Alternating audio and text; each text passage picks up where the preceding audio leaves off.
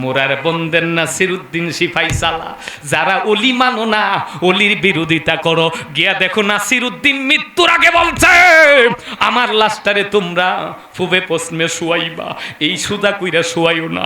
মৃত্যুর পরে নাসিরউদ্দিন সিপাহী সালারে শরীয়তের সমস্ত হুজুররা মিল্লা কো এটা মানে আমরা ভুল করতে পারবো না, সবসময় আমরা উত্তর দিক আর দক্ষিণ দিকে শুয়াই, আবার কেমনে পশ্চিম আর পূবে শুয়ামু, কামুইতো না। ওই দুনিয়ার মৌলবীরা একসাথে বইয়া জানাজা দিয়া শুয়াইয়া দিল। নাসিরউদ্দিন সিপাহী সালা ওই কবর টাইকা দাঁড়ায় এক ডাক দিয়া কই আমারে চিনলা না? 360 আউলিয়া এই বাংলার জমিনে কেন আইছে জানোনি? বুরহানুদ্দিনের সন্তানের রক্তের কারণে।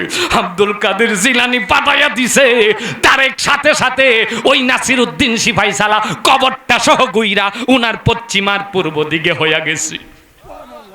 আর হুজুরে কি আল্লাহু আকবার কইতেন না? ক্ষমতা আসিনিও। যারা ওলি মানো না হেরা উইটার বানি মরার পরে কথা কোনা উইটার বানিও পাওয়ার থাকবো নি। কবর সুদ্ধা ঘুরাইয়া পশ্চিম আর পূবে হয়ে গেছে গা ডাইরেক্ট।